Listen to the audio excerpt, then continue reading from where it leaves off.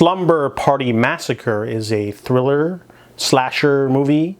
It was originally supposed to be made a spoof of slasher movies, but decided to change that and make it a full-on serious slasher with comedic elements, which really works for it. This is a very charming movie. It's basically about a group of different young girls. They're catty, very cliquey, and one of them is bad-mouthed because she's really great at basketball in one scene, so they badmouth her, then try to invite her to the party, but she overhears them, so she decides not to.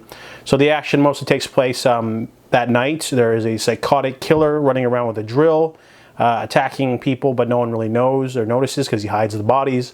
And so we're focusing on the party, you know, the slumber party. And there's also the girl who didn't get invited, and then there's another house as well. And all the different characters. There's some guys in there trying to, like, you know, crash, and there's a lot of characters, not too much development. You don't really know their names or anything, but overall it's really solid slasher because it knows what it is. The killer's different this time around. He doesn't wear a mask. He just has cool weaponry. And there's a lot of chases, a really great finale. You get one sort of character moment with the killer to know what he's all about. He's just a psychotic guy. But overall, yeah, the gore effects are pretty good. It's low budget, but it has a really cool techno score. Really, you know, dated, but really fun. And overall, there's a trilogy. I'll definitely be checking out the other two because this one was just good enough. I really liked the high school setting and the sort of vibe. So Slumber Party Massacre was a pretty solid slasher, and I give it a 6 out of 10. Slumber Party Massacre II is the sequel to Slumber Party Massacre. Now, I really enjoyed the first Slumber Party Massacre movie. This one is very different. It's a different director and writer. We are following the sister of the main character from the first one, the younger one, but now she's older, and she basically lives with her mother, and her sister now resides in a mental institution because of the events of the last film. Courtney, however, has her eye on this guy, and she's in a band, and she manages to get her an invite to Sheila's new condo. Her parents won't be in town, so they can go up there and under the guise of practicing for the band, and they can invite their boyfriends up there for some fun and some pool fun and snacks, you know, getting into all those teen shenanigans like drugs and sex and alcohol. So nothing really happens for the first hour of this movie, straight up. Basically, Courtney goes up there, and her boyfriend can't show up yet, but she keeps getting these weird knockoff visions of a rocker slasher villain with a guitar drill, and he keeps like popping up to her in visions, and she keeps wigging out, and she keeps, you know, like making a fool of herself, and her friends start getting worried. This happens for like an hour. There's no kills in the first hour of this movie, which is really weird. And then finally he shows up in the flesh. He's a supernatural rockabilly killer. He doesn't have an origin. He just shows up, and he wants to kill her and her friends, and we don't know why.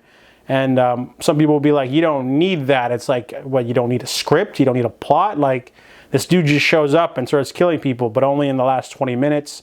All the gore effects are definitely saved for the finale. But the lack of, like, the music's pretty bad, too. There's, like, 2 long musical sequences. One for the villain, too. The characters aren't very memorable this time around. But yeah, there's just, I didn't get this movie. When it came out, it only cost $500,000, but it made about $1 million because it was reviled by critics.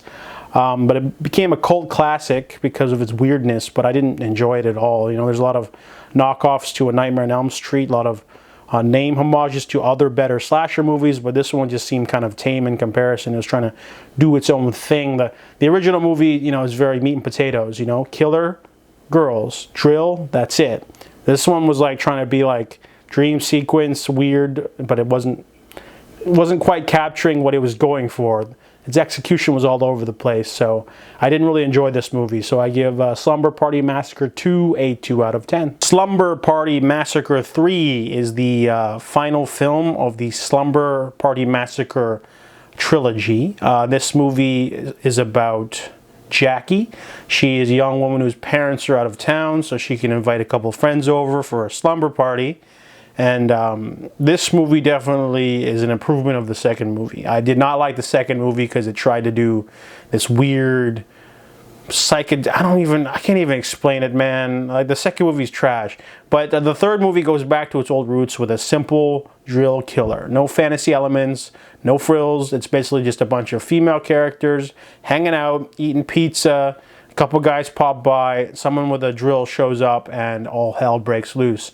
Now, the reason why I really like this one, because it really went back to its roots. It's just a simple, fun slasher movie, but I also liked how you couldn't guess the killer. I mean, it was actually a really big surprise to me. And they definitely give you some nice red herrings all throughout the film. And then, of course, the finale is really stretched out, and I really liked how the girls were helping each other to sort of, defeat the killer rather than just getting them all, there's some strategy involved. I really like that. But also the characters were really fun. They were really memorable. There's like this one character who likes older men.